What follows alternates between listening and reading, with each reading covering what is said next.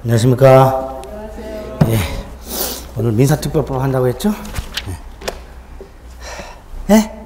예? 우리 임무서에는 보면, 257페이지에 주택임대차보호법만 입문서에는 딱 있습니다.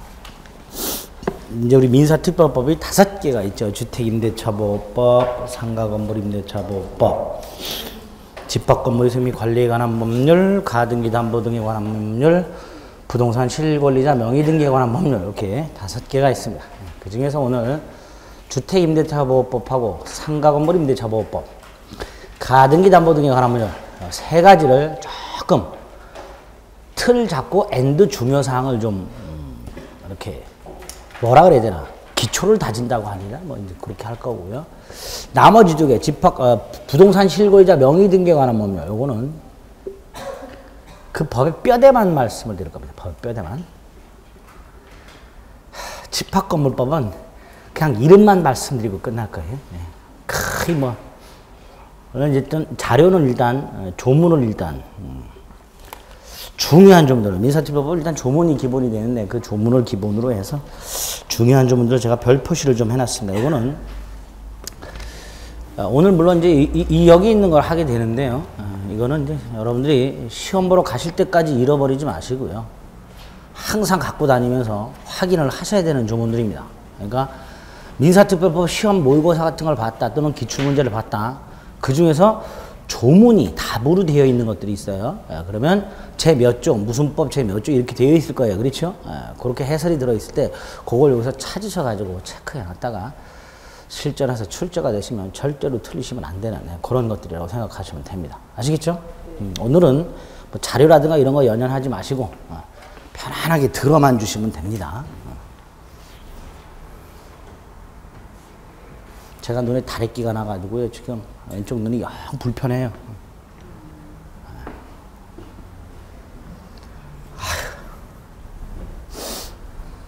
왜 났을까? 2년 전에도 한 2년에 한 번씩 나요. 2년 전에도 나가지고 안과 가서 쬐어요. 도저히 참을 수가 없어요. 퍽 쬐어요. 또 그래야 될 것 같아요. 자, 일단 주택임대차보호법은 우리 입문서 있는 거 하고요. 조문하고 이렇게 좀 연결해서 같이 봐주시면 되는데 듣기만 하세요.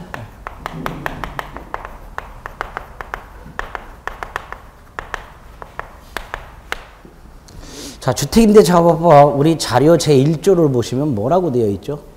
조문자료. 본법은 주거용 건물의 전부 또는 일부 임대차에 관하여 민법의 특례를 정함으로써 국민의 주거생활의 안정을 도모함을 목적으로 한다. 뭐 이렇게 돼 있죠. 보통 특별법은 제1조에다가 이렇게 목적을 갖다 박습니다. 이 특별법을 만든 이유. 그러면 주택임대차보호법은 주거용 건물의 임대차에 대해서 민법의 특례를 정했다라고 되어 있고요. 그 자료 프린트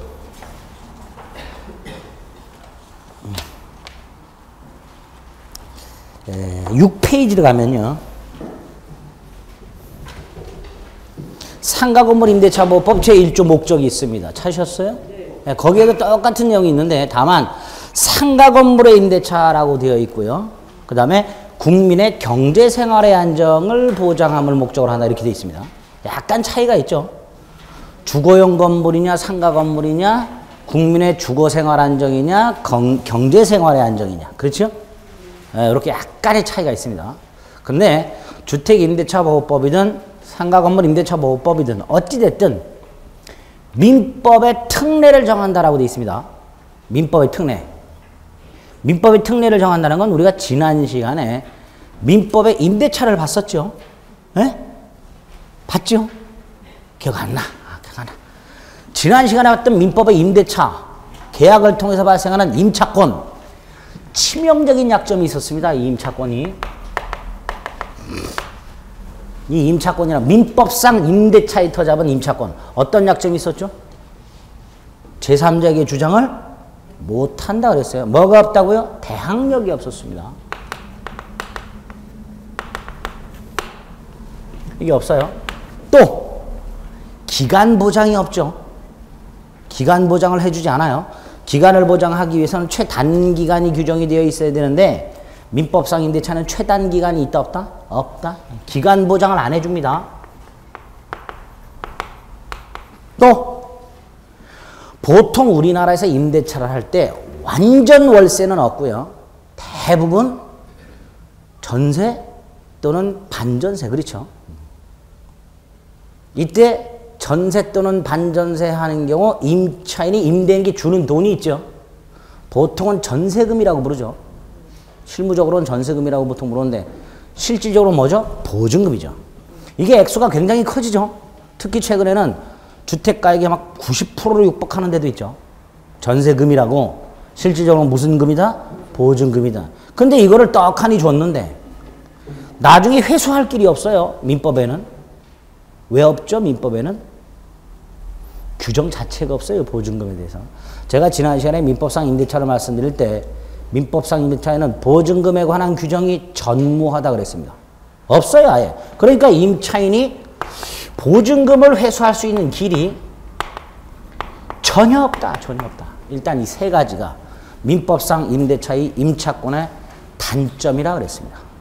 그런데 그 민법상 임대차의 목적물, 동산, 부동산 중에서 부동산, 부동산 중에서 건물, 건물 중에서 사람이 들어가 사는 곳 주거용, 장사하는 곳 상가 건물, 이런 것들의 임차인인 경우 이런 걸 보장을 해줄 필요가 생긴다 그랬어요. 그렇죠?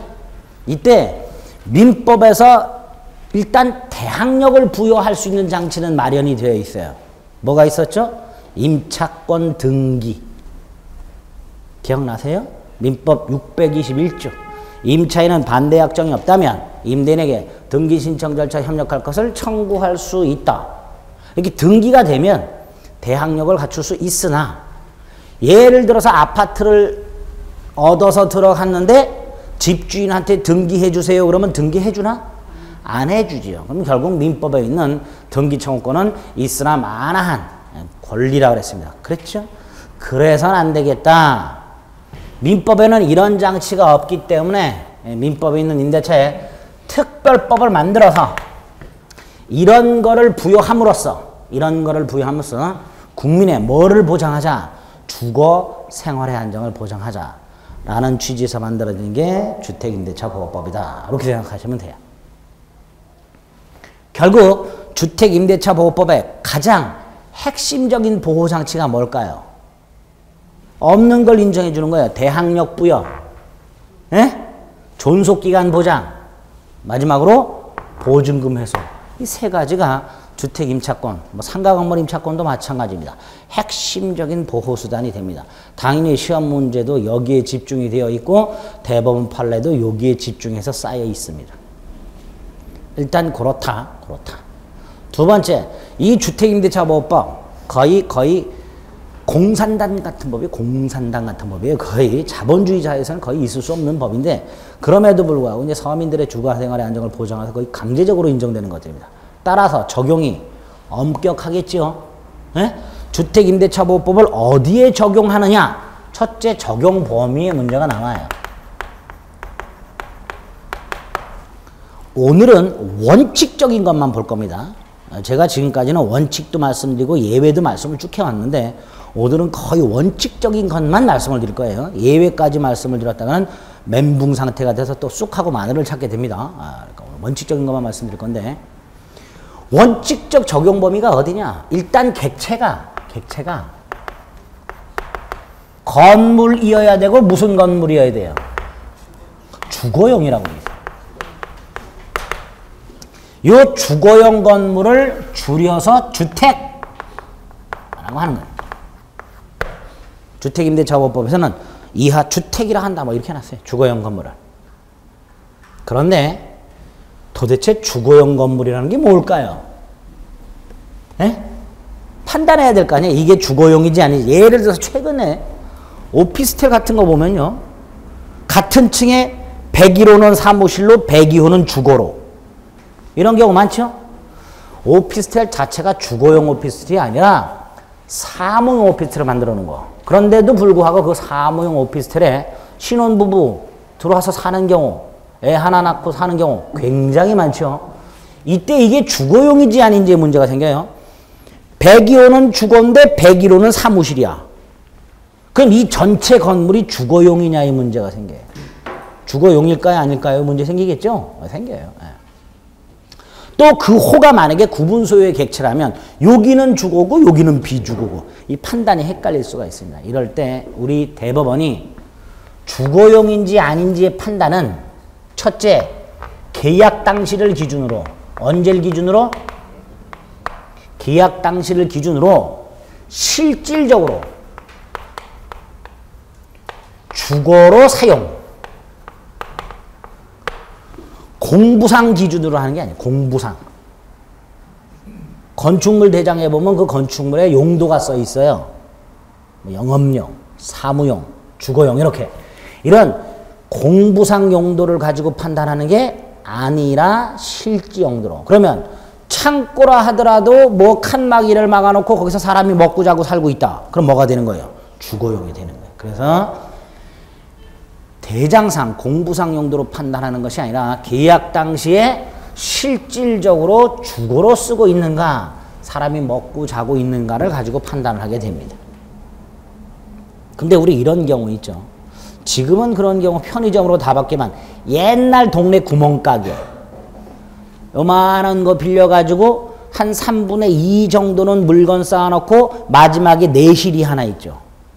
거기서 옛날 구멍가게 생각하면 문 드르륵 열고 들어가면 주인은 없어요. 그러다가 아무도 안 계세요. 그러면 그제서야 저기 맨 뒤에서 다락문을 쓱 열고 나오죠. 뭐 찾으세요. 거기서 살죠.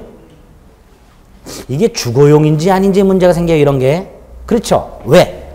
건물이라고 해서 독립된 부분이 하나 있는데 일부는 뭐로 쓰고 있고 주거용으로 쓰고 있고 일부는 뭐로 쓰고 있어요? 비주거. 그렇죠?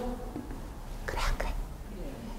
그럼 이게 전체적으로 주거용이라는 판단을 받아야 주임법을 적용을 한단 말이에요. 그렇죠? 네, 이거 어떻게 판단할 거냐 이 문제가 있어요. 이거. 기준이 있을까요? 없을까요? 없어요. 우리 주택임대차법은 없어요. 자, 우리 판례가 이렇게 말을 합니다. 보통 면적 가지고 면적. 이게 넓어? 그럼 주거예요. 이게 넓어? 비주거. 아니야. 이건 또 둘로 나눠요. 주거용이 더 넓으면 일단 주거예요. 근데 주거용 부분이 좀 작아. 이럴 때는 둘로 나눠요. 첫째가 주거용이 비주거와 비교해서 딸리질 않아. 이것도 꽤 넓어. 그리고 여기가 임차인의 유일한 주거야. 그러면 전체적으로 주거라는 판단을 합니다. 반면에 너무 작아. 조그만 방 안에서 이불 하나 펴놓고 자고 있어. 이런 경우나 임차인이 다른 곳에 주거가 따로 있거나 그러면 주거용이 아니라 비주거용이라고 판단합니다. 잊어버리세요. 여러분들이 판단하는 게 아니에요. 제가 굳이 말씀을 드린 이유는 주택임대차업법의 적용 범위는 주거용 건물인데 주거용이란 계약 당시 실지 용도로 판단하다.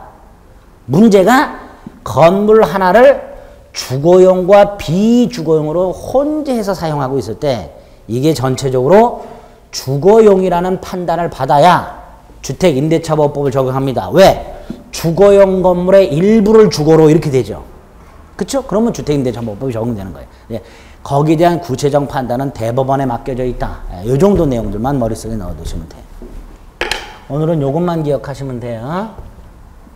두 번째로 인적 적용 범위라고 해서 인적 적용 범위. 임차인이요. 자연인이어야 돼. 자연인. 민법에서 법적으로 권리를 가질 수 있는 게 둘이 있다 그랬습니다. 자연인하고 법인. 그런데 법인은 마치 법에 의해서 사람처럼 취급은 해주지만 아무리 그렇다 하더라도 법인이 주거 생활을 할 수는 없죠. 경제 생활은 할 수가 있어요. 상가건물임대차보호법. 근데 주택임대차보호법은 주거 생활의 안정을 도모하는 목적으로 한다라고 돼 있어요. 따라서 법인이 임차인인 경우에는 주택임대차보호법을 적용하지 않습니다. 법인 같은 경우가 임차하는 경우가 있나요? 있죠. 직원들 기숙사용으로. 있어요, 분명히. 근데 법인이 주거용 건물을 임차했을 때는 원칙적으로 주택임대차보호법을 적용하지 않습니다. 예외는 있습니다. 예외는 있는데 그건 지금 안 본다 그랬어요. 원칙이 그렇다는 거예요. 원칙이 임차인이 누구여야 한다? 자연인. 자, 일단 요렇게 주거용 건물에 대해서 자연인이 임차인인 경우 주택임대차보호법이 적용된다. 이게 원칙이다. 딱 이렇게 머릿속에 넣어두셔야 돼요. 아시겠죠? 네. 두 번째로 만약에 주거용 건물에 대해서 자연인이 임차인이다. 그럼 주임법이 적용된다. 주임법이 적용된다는 건 보호를 해준다는 거예요. 뭘 보호해주냐? 첫째가 뭐다? 대항력부예요.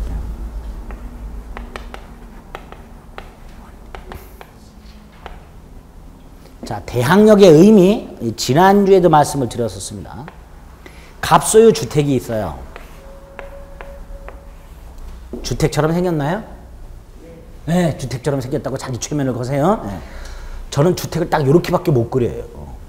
네, 훌륭합니까? 네. 문도 그릴까요? 창문도 그릴까? 그냥 이렇게만 그리겠습니다. 꼭 무슨 건초더미 쌓아놓은 창고같이 생겼어요. 어쨌든 주택이 빌려요.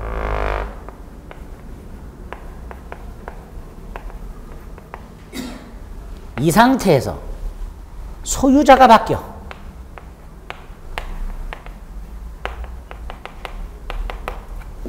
새로운 소유자가 집을 비워달라고 요구를 해. 원래는 비워줘야 한다 그랬어요. 그런데 만약에 을이 뭐가 있다면, 대항력이 있다면 거절할 수 있다 그랬죠? 이거를 주택임대차보호법에서 인정을 해준다는 거예요. 아까도 말씀드렸듯이 이 상태에서 을이 갑에게 등기를 신청했더니, 등기를 청구했더니 갑이 쿨하게 등기를 해줬다. 그럼 대항력 있죠? 네. 민법 621조에 터잡아 임차권 등기를 했다면 대항력이 인정이 돼요. 이때는 주택임대차 필요 없어요. 임차권 등기했으니까. 뭐가 인정돼? 대항력이 인정돼. 그런데 안 해준다 그랬어요. 그렇죠? 그래서 주택임대차보호법에서는 주택임차인이 주택을 뭐 받고 인도받고 그 주소지로 뭐를 옮기면, 주민등록을 옮기면 다음날 대항력을 갖도록 하고 있습니다. 근데 다음날이라고만 돼 있지 몇 시인지는 얘기를 안 해요. 0시라고 해석을 합니다. 다음날 0시지 그날 24시가 아닙니다. 다음날 0시나 그날 24시나 똑같죠. 오늘 24시나 내일 0시나 똑같죠. 안 똑같다고 생각하시면 오늘 24시가 내일 0시예요. 그쵸? 아, 맞아. 오늘 24시. 11시 59분 다음에 12시, 밤 12시 딱 됐어요. 밤 12시가 내일 0시잖아요. 같은 거예요. 다음날 0시나 오늘 24시나. 아이고 죽겠네. 시계를 딱 봐세요. 오늘 밤 11시 59분 59초에서 12시가 땅 되는 순간 다음날 0시가 땅 되는 거잖아요. 그러니까 다음날 0시나 오늘 24시나 같죠. 근데 오늘 24시라고 해서는 안 돼요. 다음날이라고 해요. 조문에 그렇게 돼 있어요. 에? 야비한 개 사이코가 들어가면 그런 것도 틀리겠네요. 다음날이라는 걸 기억하셔야 돼요. 그리고 다음날 몇 시다? 0시다. 우리 교재 나눠드린 프린트 2조가 적용 범위고요. 3조 대항력을 보면 1항에 뭐라고 돼 있어요? 임대차는 그 등기가 없는 경우에도, 이거 말하는 거예요. 이거. 이 등기가 없는 경우에도 620 민법 621조에 터잡은 등기가 없는 경우에도 임차인이 주택의 인도와 주민등록을 마친 때에는 다음 날부터 제3자에 대해서 효력이 있다. 이렇게 돼 있죠. 문제가 이 경우 전입신고를 한 때 주민등록이 된 것으로 본다. 이렇게 돼 있습니다. 잘 보세요. 여러분들이 이사를 갑니다. 동사무소 가서 전입신고를 하죠. 그렇죠? 전입신고를 하면 그 전입신고서를 수리한 공무원이 그걸 보고 주민등록을 정리합니다. 에? 그런데 이사를 한 날이 금요일이고 공교롭게도 동사무소에 5시 59분에 가서 전입신고를 했어요. 그럼 일단 공무원이 수리를 하겠죠? 근데 공무원은 몇 시에 칼퇴근해요? 6시. 수리를 한 공무원이 다음 주 월요일 날 해야지 쌓아놓고 그냥 칼퇴근을 했어요. 토요일 쉬죠? 일요일 쉬어요? 월요일이 설날이야? 그럼 월요일 쉬어요? 화요일은 또 쉬죠? 수요일은 대체 휴일이야? 결국 목요일 날 와요, 공무원이. 그러면 전입신고는 이번 주 금요일 날 했는데 주민등록은 언제 돼요? 다음 주 목요일 날 되는 경우가 생겨요. 시간 차이가 있죠? 그래서 전입신고한 때 주민등록한 것으로 본다. 이런 조문이 따로 있는 거예요. 전입신고와 주민등록은 달라요. 전입신고를 통해서 주민등록을 공무원이 정리를 하게 됩니다. 시간 차이가 있을 수 있다 없다? 있다 말이야. 단순히 시간 차이만 있다면 상관없는데 날짜 차이가 있을 수가 있단 말이에요. 그래서 전입신고한 때 주민등록된 것으로 본다. 그래서 1조, 2조, 3조 1항 일단 요걸 머릿속에 넣습니다. 됐죠? 자, 그러면 주택임차인이 주택을 인도받고 주민등록을 하게 되면 대항력이 생기니까 새로운 소유자에게 자신의 임차권을 주장할 수 있죠. 주택임차인이 대항력을 갖추고 새로운 소유자에게 자신의 임차권을 주장할 수 있다는 것은 새로운 소유자가 임대인의 지위를 승계하는 거죠. 그 규정이 사항이 있어요. 임차주택의 양수인은 임대인의 지위를 승계한 것으로 본다. 3조 4항. 이게 대항력의 뜻이에요. 얘가 뭘 승계한 걸로 본다고요? 임대인의 지위를 승계한 것으로 본다. 이렇게 됩니다. 따라서 을은 누구에게? 병에 대해서 자신의 임차권을 주장할 수 있다. 이렇게 되는 거예요. 보증금 반환도 누가 해야 된다? 병이 해줘야 된다. 이렇게 되겠죠. 그 사항의 의미가 대항력의 의미가 됩니다. 자, 여기에서 몇 가지 좀 조심하시는 게 첫 번째가요. 여길 보세요. 이제 조문 말고 여길 보세요. 지금 각과 을이 임대차 계약을 했고 을이 인도 및 주민등록을 한 상태에서 주택의 새로운 소유자가 나타났다 하더라도 을은 새로운 소유자에게 주장할 수 있으니까 집을 안 비워줘도 된다 그랬죠? 근데 이런 경우가 생겼어요.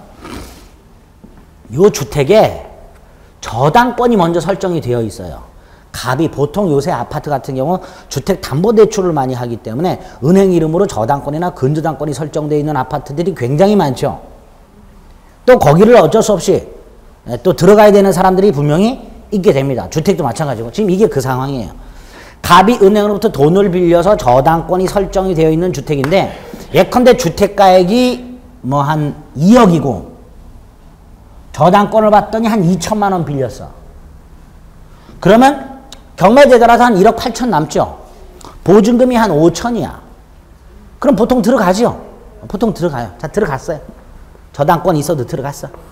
들어간 다음에 인도 및 주민등록을 해서 대항력 갖췄어. 그런데 돈을 못 갚았어, 이 사람이. 그래서 경매가 됐어.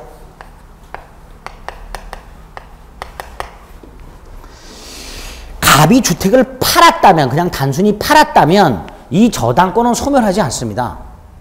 갑이 주택을 팔았다면. 그런데 이 주택이 경매가 됐다면 이 저당권은 소멸을 해요. 두 번째로 목적물이 경매가 되면 우리나라 민사집행법에서는 소재주의라고 해서 그 목적물에 존재하던 권리를 소멸시키는 것을 원칙으로 해요. 소유권을 제외한 나머지 권리들을 깡그리 소멸시켜요. 그걸 소재주의라고 합니다. 물론 예외적으로 인수하는 권리들도 있어요. 경락인들이 인수하는 권리도 있지만 원칙이 소재주의예요. 그럼 문제가 권리가 깡그리 소멸한다고 할 때 무조건 몽땅 깡그리 소멸하는 것은 아니고 말소 기준 권리라고 해서 그 말소 기준 권리를 기준으로 해서 그 권리부터 그 밑에 있는 후수리 권리를 깡그리 소멸시킵니다. 말소 기준 권리가 중요해요. 경매에서. 이때 말소 기준 권리의 맏형이 이거예요. 담보권. 최선순위 담보권이에요. 자, 그러면 저당권이 설정이 되어 있는 주택에 안심하고 임차인이 들어갔다. 그런데 어찌어찌 주택이 경매되었다. 뭐가 말소 기준 권리예요? 이게 말소 기준 권리가 돼요. 그럼 저당권 소멸하겠죠? 저당권 나중에 생긴 권리도 다 어떻게 돼요? 소멸하죠. 이것도 소멸해요. 그러니까 경락인에게 을은 임차권을 주장할 수 있다 없다?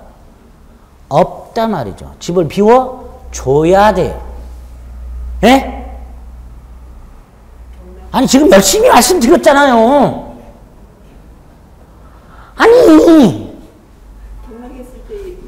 아니 제가 지금 예를 들었잖아. 저당권이 있고 임차권이 있고 경매가 됐을 때 대항력의 의미가 주택의 새로운 소유자에게 무조건 인도 및 주민등록을 했다 해서 무조건 주택의 신소유자에게 임차권을 주장할 수 있는 건 아닙니다. 못하는 경우가 있어요. 인도 및 주민등록을 했다 하더라도 못하는 경우 선순위 담보권이 있는 주택, 선순위 담보권이 있는 주택에 임차를 했는데 그 주택이 어떻게 됐을 때? 경매되었을 때, 매각이 아니라 경매되었을 때.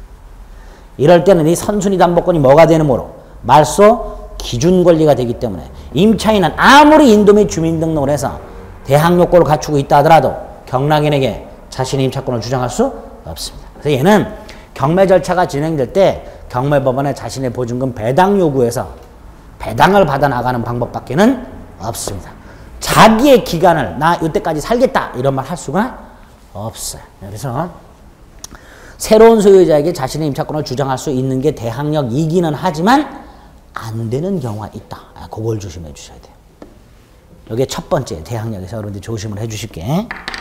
지금 우리는 대항력의 의미를 보고 있는데요. 그 대항력의 의미란 주택의 양수인에게 임차권을 주장할 수 있는, 즉 주택의 양수인이 임대인의 지위를 승계하는 것을 말하는데 못하는 경우가 있더라. 요거 하나. 선순위 담보권, 임차권, 주택이 어떻게 되었을 때 경매. 이거 조심하시죠. 됐죠? 두 번째로 인도를 받았어요. 인도를 받았다는 건 열쇠를 받아서 그 주거용 건물을 점유하고 있다는 거예요. 점유. 근데 이런 경우가 생겼어요. 자, 첫 번째가 대항력의 의미고요. 두 번째가 갑이 을에게 주택을 임대를 했어요. 그런데 을이 급한 사정이 생겼어. 기간을 정해놨지만 급한 사정이 생겨서 집을 비워야 되게 생겼어요. 그래서 을이 갑한테 이것 좀 어디 전대를 해도 될까요? 우리 지난 시간에 봤던 전대 기억나시죠? 다시 빌려주는 거예요. 갑이 오케이 했어요. 이렇게. 적법전대죠. 우리 지난 시간에 임차권 양도랑 목적물 전대는 임대인 동의 없이 하지 못한다 그랬죠. 뒤집어 말하면 동의 받으면 되죠. 동의를 받았어요. 그래서 얘가 자, 전대체 계약은 갑이 아닌 을과 병사의 계약이라 그랬습니다. 얘가 인도를 받고, 즉 얘가 이 주택에 들어와서 살고 얘가 주민등록 옮기겠죠. 그렇죠? 자, 얘 대항력 인정될까요? 안 될까요? 병 대항력 인정될까요? 안 될까요? 안 되지요. 왜 안 돼요? 얘는 임차인이에요? 전차인이에요? 전차인입니다. 우리 법의 이름이 뭐죠? 예? 법의 이름이 뭐예요? 누굴 보호하는 거예요? 임차인입니다. 얘는 임차인이 아니라 뭐예요? 전차인입니다. 그럼 얘 보호 안 되죠? 그럼 얘는 왜요? 인도 안 받고 주민등록 다른 데로 뺐는데? 대항력을 가지고 소멸된 게 아니에요. 주민등록 옮기는 순간 대항력 소멸합니다. 네? 그럼 이 상황에서는 을도 보호가 안 되고 주민등록을 한번 딱 옮겼대서 대항력 인정되고 다른 걸로 전출하더라도 대항력 인정되는 거 아닙니다. 주민등록을 계속 유지하고 있어야 돼요. 임대도 계속 하고 있어야 돼요. 다시 말해서 얘가 점유하고 있어야 돼요. 그럼 결국 얘는 전차인이니까 보호를 못 받고 얘는 인도 및 주민등록을 하지 않고 있으니까 보호를 못 받아요. 그렇죠? 이거를 해결하는 주택임대차보호법에 규정이 없어요. 이런 경우를 인정하는. 네? 아니 표정들을 그렇게 어둡게 갖지 마시고 의문을 갖지 마시고요. 제가 말씀드린 걸 그냥 백지 상태에서 그대로 받아들이세요. 그러지 마시고 주택임대차보호법은 임차인이 인도 및 주민등록을 해야 대항력을 인정받아요. 근데 전대를 했어요. 얘는 지금 주민등록이 안 돼 있단 말이에요. 대항력 인정 안 돼요. 얘는 전차인이야. 대항력 인정 안 된단 말이죠. 그러면 이 경우에는 아무리 가배동의를 받았다 하더라도 을도 보호를 못 받고 병도 보호를 못 받는 문제가 생긴단 말이죠. 그런데 규정이 없어요. 규정이. 그래서 이거 갖고 분쟁이 생겼을 때 우리 대법원이 이렇게 결론을 내렸습니다. 주택 임차인은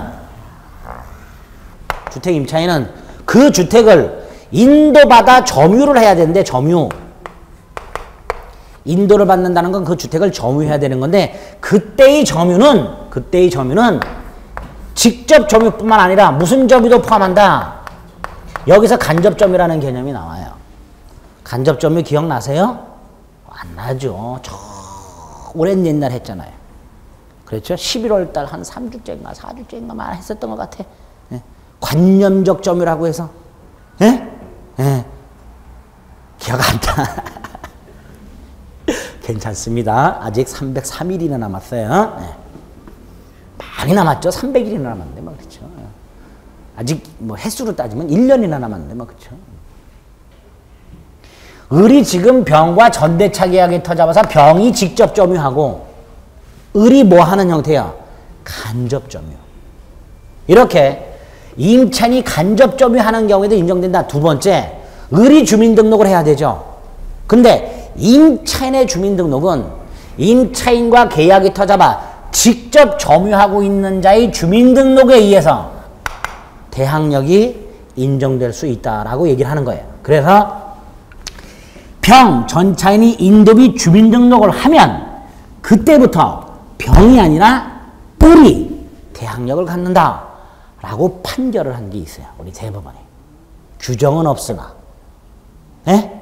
그래서 요 인도와 관련해서 이 결론 기억하시라는 게 아니에요. 저는 임차인이 주택을 인도받아야 되는데, 주택을 인도받는다는 건 그 주거용 건물을 임차인이 점유하고 있어야 되는데, 임차인이 꼭 스스로 직접 점유하고 있는 경우뿐만 아니라 이런 적법 전대차에 터잡아 전차인이 직접 점유하고 임차인이 무슨 점유? 간접 점유하는 경우에도 인도에 해당돼서 대항력 인정될 수 있다. 이걸 기억하시자라는 거예요. 인도에선 그걸 조심하셔야 돼요.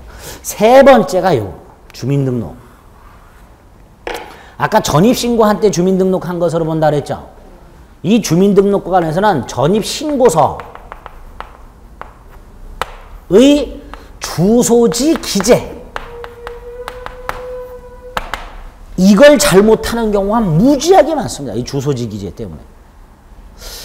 전입신고를 해서 주민등록을 한다는 것은 그 주소지에 대항력이 있는 임차인이 있다는 것을 대외적으로 알리는 수단이에요. 물권에서 이걸 뭐라 그랬죠? 공시. 뭐라 그랬어요? 공시. 주택임대차보호법에서 말하는 주민등록이란 그 주소지의 주거용 건물에 이렇게 법에 의해서 강력하게 보호를 받는 임차인이 존재한다는 사실을 대외적으로 뭐하는, 공시하는 기능이 있기 때문에 정확한 주소지를 기재해야 돼요. 정확한 주소지를. 이것 때문에 다툼이 무지하게 많아요. 대표적인 게 우리 뭐 다세대나 다가구 주택 보면 반지하가 있죠. 반지하를 가게 되면 현관문에 지층 1호라고 되어 있어요. 101호라고 붙어 있어요. 지층 1호라고 붙어 있는 현관문에, 현관문 여기에 지층 1호라고 써놓은 경우도 있긴 있지만 101호라고 써놓은 경우도 있어요. 네? 그리고 그 위층이 201호로 이렇게 편말을 써놓은 게 있단 말이에요. 만약에 반지하지만 현관문에 101호라고 써 있어서 동사무소 가서 101호라고 신고를 했어요.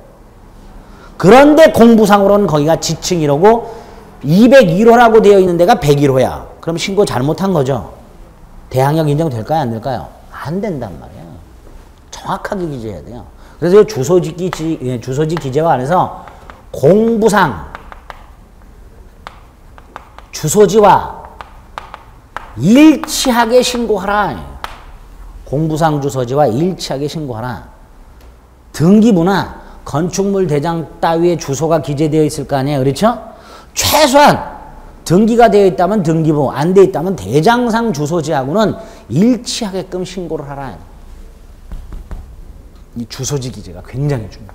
공부상 주소지와 산 56번지에서 산자를 뺐어요. 대항력 인정 안 해줍니다. 안양동 256번지를 안양동 265번지로 잘못 신고했어요. 대항력 인정 안 해줍니다. 건물 외벽에 라동이라고 돼 있어요. 가나다 라. 공부에는 ABC D동이라고 돼 있어요. 대항력 인정 안 해줘요. 근데 건물 외벽에 가동이라고 되어 있어요. 공부상에는 A동이라고 되어 있어요. 이건 인정해줘요. 또 대법원. 똑같은 건데 안 해주고 인정해주고 그런 게 있죠. 예, 그래요. 그러니까 지금 그걸 기억하시라고 제가 말씀드린 게 아니에요. 그만큼 중요하다는 거예요. 그래서 다툼이 생기면 대법원으로 많이 갑니다. 어쨌든 기본적으로 뭐하고 일치하게 공부상 주소지와 일치하게끔 신고하라. 꼭 기억하셔야 돼요. 자, 주택임대차보호법이 적용이 될 때 첫 번째 보호장치가 대항력이고 대항력이 인정이 되려면 임차권 등기가 돼야 되는데 안 해주는 경우에 있다. 인도 및 주민등록을 하도록 돼 있더라. 전입신고한 때 주민등록된 것으로 본다. 다음날 0시에 대항력이 생긴다. 대항력의 의미는 새로운 양순이 임대인의 지위를 승계한 것으로 본다의 의미다. 단 경매의 경우에는 조심하자. 인도라는 건 임차인이 직접 점유하는 경우뿐만 아니라 간접 점유하는 경우를 포함한다. 마지막으로 전입신고서의 주소지를 공부상 주소지와 일치하게끔 신고하라. 이런 것들을 기본 틀로 머릿속에 넣어두셔야 돼요. 대항력에 대해서. 아시겠죠? 이 정도입니다. 이게 첫 번째 보호장치예요. 두 번째가 기간보장이라 그랬죠? 기간을 보장하려면 무슨 기간을 규정을 해놔야 돼요? 에? 기간을 보장해 주려면 뭘 보장해 줘요? 무슨 규정을 둬야 돼요? 두 장을 넘겨봅니다. 4페이지. 4조. 임대차 기간 등 이렇게 돼 있죠? 4페이지 위에 4조. 임대차 기간 등이라고 되어 있습니다. 자, 기간 보장이.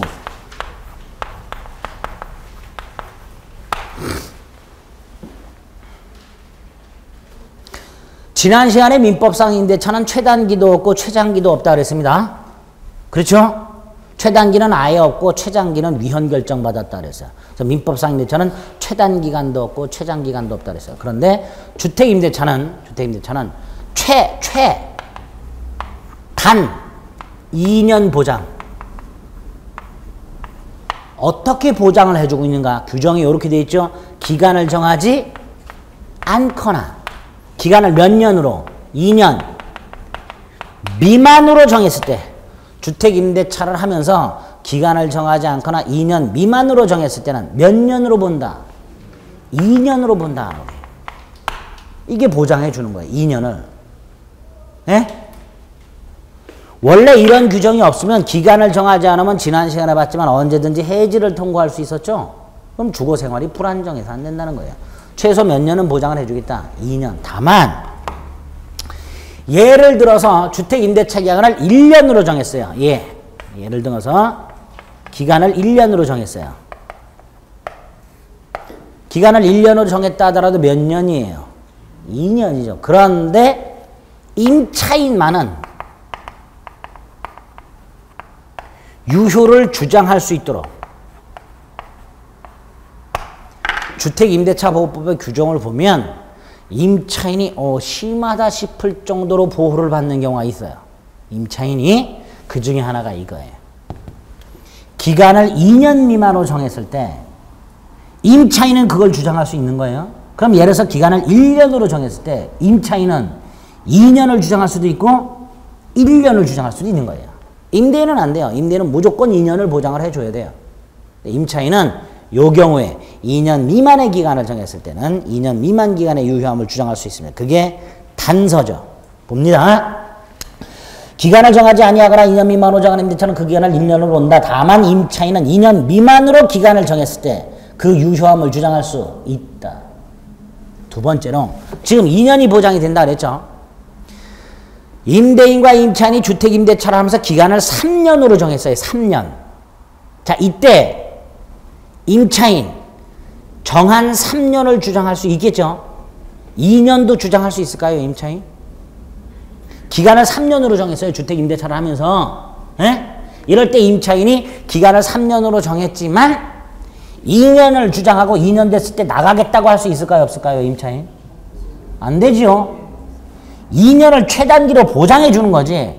2년보다 길게 했을 때 그걸 2년으로 주장할 수 있는 건 아닙니다. 이것도 조심을 하셔야 돼요. 그래서 이 조문을 정확하게 기억하셔야 돼요. 기간을 정하지 않거나 2년 미만으로 정했을 때 2년이 되는 거고요. 그 다음에 2년 미만으로 정했을 때 임차인은 두 가지. 2년을 주장할 수도 있고 2년 미만의 기간을 주장할 수도 있고 이렇게 되는 겁니다. 정확하게 기억을 하셔야 돼요. 됐죠? 네? 네, 됐어요. 일단 여기 문제가 돼요. 그 다음에 이 기간과 관련해서 이런 문제가 하나 있어요. 임대차가 끝났어요. 자, 이런 거 없다고 한번 생각을 해보겠습니다. 임대차가 끝났어요. 기간이 끝났고, 기간이 만료가 됐고, 갱신을 안 했어요. 갱신을 안 했다면, 임대차 계약은 효력이 상실됐죠? 그래, 안 그래요? 당연히 값은 보증금을 돌려주고, 을은 주택을 반환하면 되죠. 근데 갑이 보증금을 돌려주질 않아요. 그럼 을은 보증금을 돌려줄 때까지 주택 못 돌려주겠다라고 동시 이행의 항변권이라는 걸 행사할 수 있습니다. 동시 이행의 항변권을 행사하고 있을 때 얘는 기존대로 이걸 사용할 수 있어요. 사용할 수 있다라는 게 우리 판이에요. 문제는 임대차 기간이 끝났고 갱신이 안 된 상태에서 을이 나가야 되는데, 즉 주택을 반환해야 되는데 갑이 보증금을 돌려주지 않아서 주택을 반환을 하지 않고 있는 동시이행의 항변권을 행사하고 있는 경우, 이때 갑 임대인이에요, 아니에요? 이 상황에서 갑 임대인이에요, 아니에요? 아니죠. 이미 임대차는 끝났잖아요. 좀 전에 제가 뭐라 그랬어요? 임대차 기간이 만료됐고 갱신됐으니까 임대차는 효력이 상실됐다 그랬어요. 임대차 효력이 상실됐다는 건 갑은 임대인이 아니고 을도 더 이상 임차인이 아닙니다.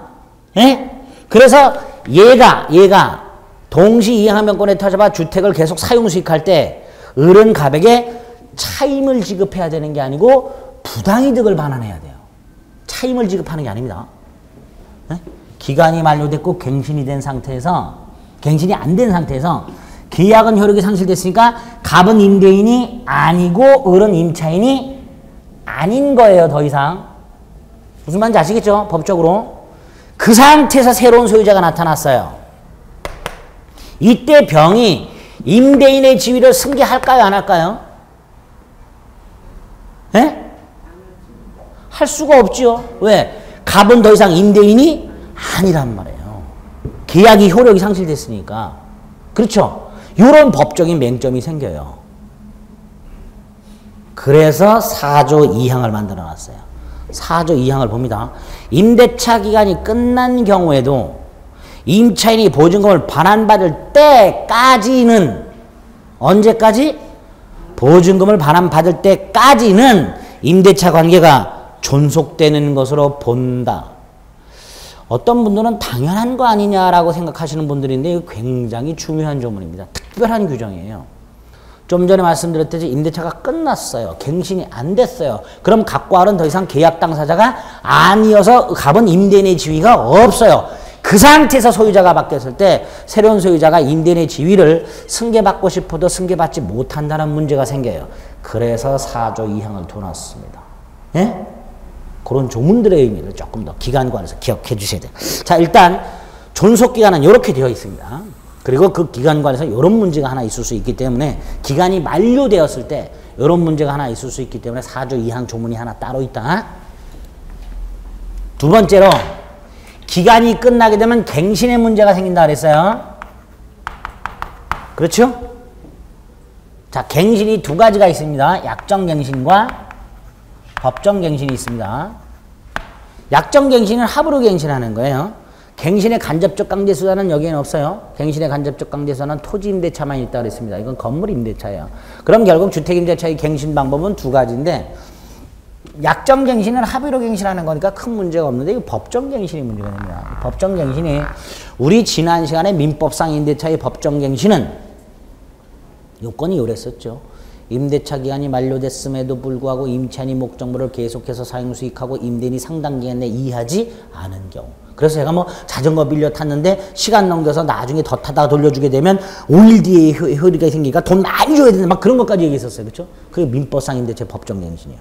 반면에 주택 임대차는 이렇게 되어 있어요. 기간 만료 전 6월부터 1월까지 사이에, 요 사이에 임대인이 나가라고 통지하지 않은 경우, 또 임차인은 요 1월 전까지 나가겠다라고 통지하지 않은 경우, 보통 갱신 거절 통지라고 합니다. 이럴 때 법정 갱신 된다 이렇게 해놨어요. 그런데 이 조문 자체가 좀 어려워요. 이해하시기가. 요 법정 갱신 조문은 요렇게 이해를 합니다. 임대인의 입장에서 기간이 끝났을 때 임차인을 내보내고 싶어요. 그러려면 당연히 약정 갱신은 안 해줄 거고 법정 갱신을 막아야 될 거 아니에요. 자, 임대인이 법정 갱신을 막으려면 어떻게 해야 돼요? 막으려면 요 사이에 다른 때는 안 돼요. 요 사이에 만료 전 6월부터 1월까지 요 사이에 임차인에게 나가라 통지를 해야 돼요. 해야. 무슨 말인지 아시겠죠? 반면에 임차인도 기간이 끝났을 때 보증금 받아서 나가고 싶어요. 법정갱신을 막아야 되죠?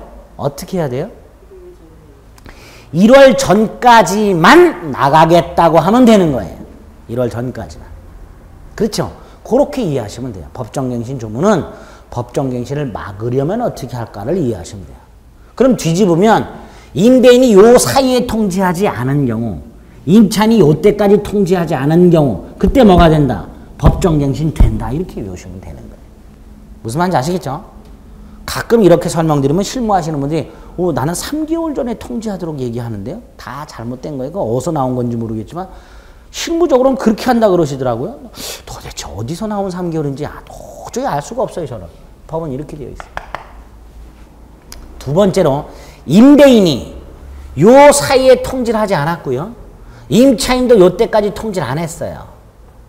그럼 기간이 만료됐을 때 갱신 되지요? 갱신 돼요. 법정갱신이 되면 조건은 전임대차와 동일해요. 단 기간은 2년입니다. 기간은 몇 년? 2년. 거기 봅니다. 6조. 계약의 갱신.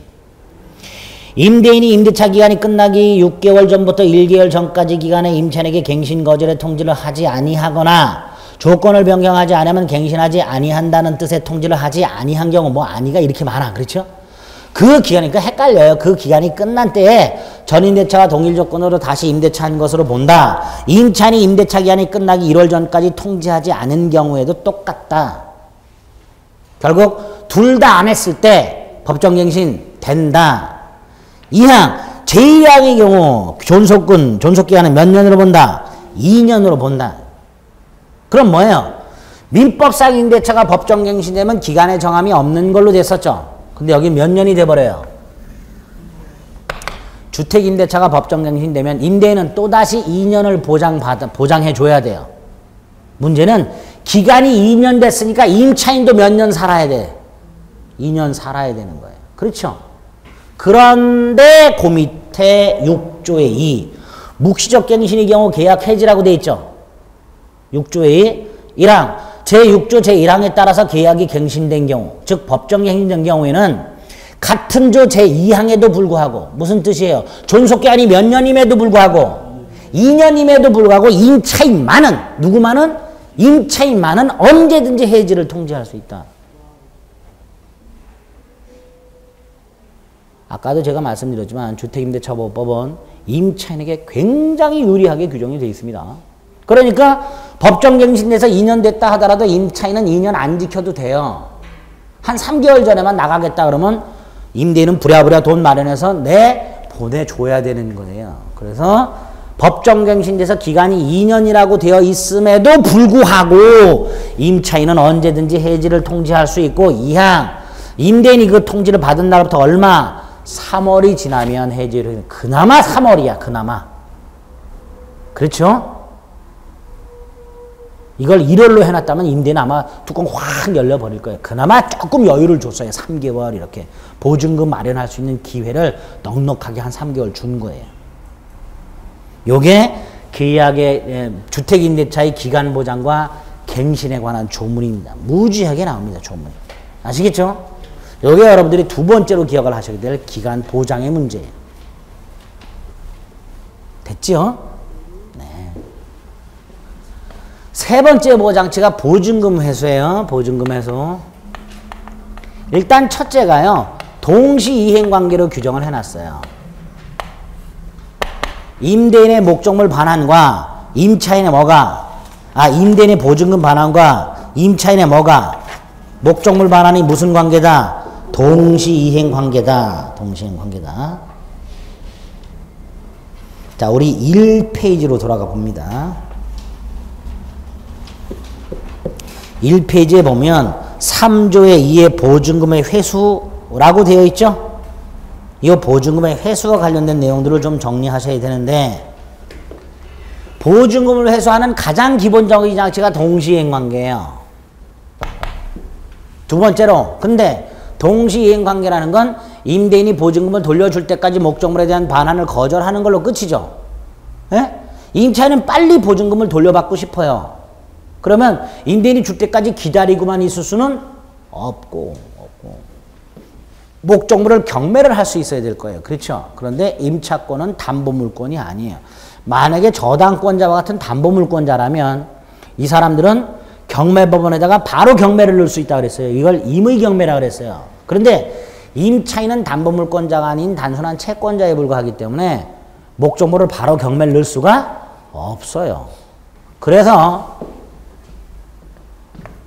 임차인은 임대인을 상대로 이거 소송을 해야 돼요.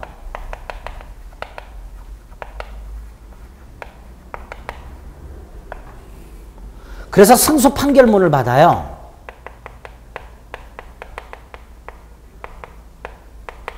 요 승소 판결문이 집행권원이 돼요. 자, 집행권원. 여러분이 채권자예요. 채무자가 돈을 갚으려 할 때 안 갚았어요. 몇 번 짰는데도 끝끝내 안 갚아. 안 되겠다. 채무자 재산을 경매해야지. 그래서 본인이 채권자하고 뭐 차용증 같은 거 쭉 가지고서 경매법원을 가.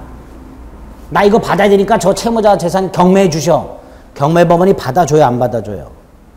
안 받아준다 그랬어요. 왜? 경매법원 입장에서는 이 사람이 아무리 차용증 같은 걸 갖고 왔다 하더라도 이 사람이 진짜 채권자인지 아닌지, 받을 돈이 있는지 없는지 알 길이 없단 말이죠. 저당권자는 가능해요. 등기가 딱 돼 있기 때문에.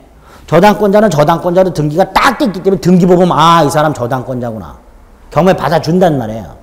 일반 채권자들은 안 받아줘요. 그래서 일반 채권자들은 경매법원에 가서 채무자 재산을 경매하기 위해서는 자신이 채권자라는 사실, 받을 돈이 있다는 사실, 이걸 증명하는 서류를 내야 돼요. 증명하는. 그게 집행권원이에요. 경매 신청을 정당화시켜주는 원인, 이게 집행권원이에요. 가장 대표적인 집행권원이 돈을 빌려간 사람을 상대로 반환 소송을 제기해서 승소 판결문을 확정받았을 때 그 확정된 승소 판결문이 가장 확실한 집행권원이 돼요. 공증사무실에서 공증받은 것도 집행권원이 되는데 뭐 그거보다는 이게 확실한. 이걸 가지고서 어딜 가요? 경매법원에 경매를 신청해요. 이걸 가지고. 경매를 신청하는 것을 다른 말로 집행을 개시한다 그래요. 이렇게 임차인은 임대인이 보증금을 돌려주지 않으면 바로 목적물을 주택거래 주택을 경매할 수는 없고 보증금 반환 청구 소송을 제기해서 승소 판결을 받아 경매를 신청하게 되는, 즉 강제 경매를 할 수밖에 없어요. 이때 요 보증금 반환 청구 소송에 대하여 보증금 액수와 상관없이 소액사건 심판법을 적용합니다. 왜 그럴까요? 절차의 신속. 최대한 빨리 반환받아야 되잖아요. 그렇죠? 따라서 보증금 액수와 보증금이 금액이 일정액 이하의 경우만 소액사건 심판법을 적용하는데, 이건 보증금 액수와 상관없이 소액사건 심판법을 적용합니다. 두 번째가 경매를 신청하는 경우, 경매를 신청하는 것은 보증금 돌려달라 이거죠. 그런데 보증금을 상대방이 돌려주는 것과 내가 목적물을 돌려주는 게 동시인관계라 그랬어요. 내가 만약에 목적물은 안 돌려주면서 보증금 내놔 그러면 상대방은 뭐라 그래요? 보증금 돌려줘. 목적물 돌려줄 때까지 보증금 못 돌려준다. 상대방이 항명권을 행사해요. 상대방이 항명권을 행사할 수 있다는 건 지체 상태가 아니라는 거고, 지체 상태가 아니라면 경매가 불가능해요.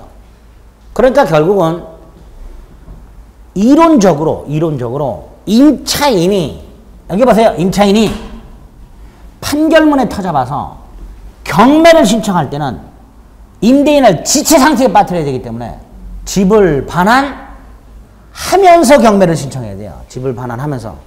임차인 자신의 의무를 이행하면서 경매를 신청해야 돼요. 그런데 임차인이 자신의 의무를 이행한다는 건 집을 비워준다는 건데, 집을 비우는 순간 대항력을 상실을 해버려요. 대항력을 상실하면 우선 변제를 받을 수가 없어요. 그럼 당연히 얘는 일껏 이것까지 받아놓고도 경매를 신청하지 못한다는 문제가 생겨요.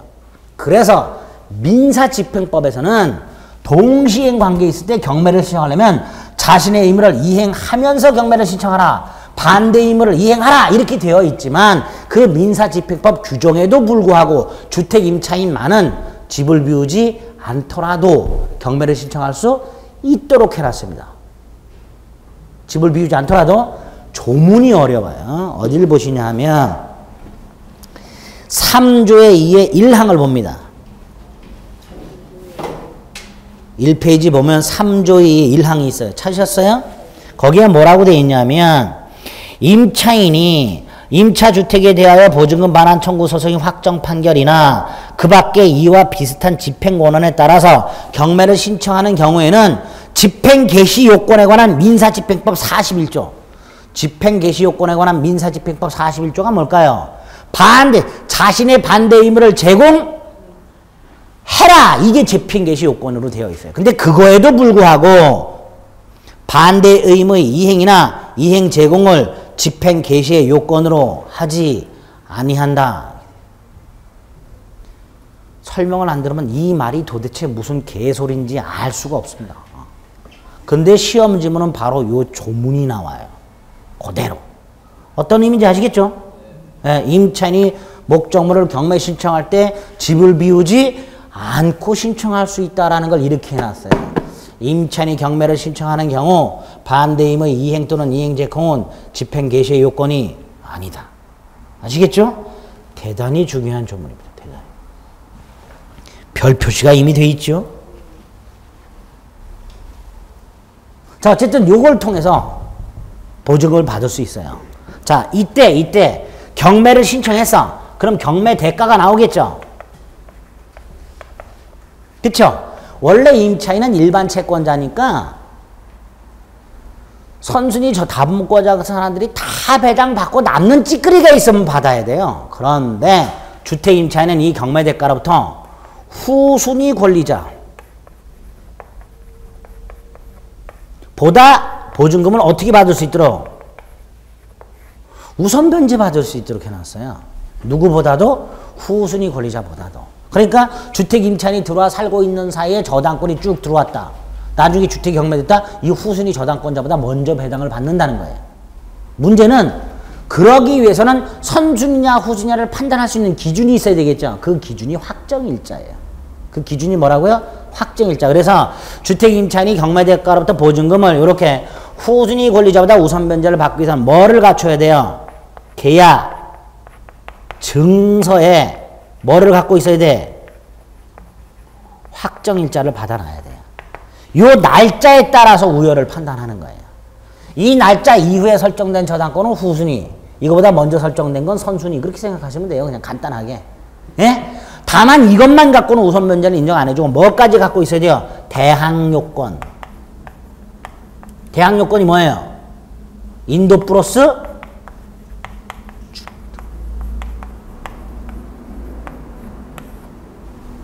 그래서 이거를 상실하는 순간, 다른 곳으로 전출하는 순간 대항력만 상실되는 게 아니라 뭐도 상실돼요?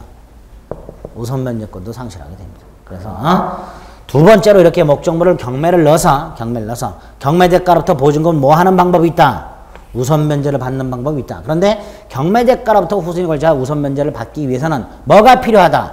대항요건 플러스 확정일자 2항. 3조의 2의 2항.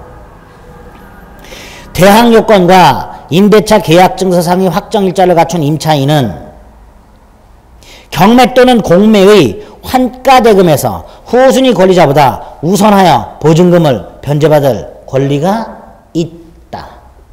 그렇게 돼 있죠? 네, 요거. 일단 여기까지. 하다 보니까 무지하게 많이 했네. 네. 간단히 1시간에 끝내려고 그랬는데. 일단 여기까지 봤어요. 나머지 거 조금만 더 볼 테니까 잠시 쉬었다가 볼 테니까요. 지우지 마세요 이거.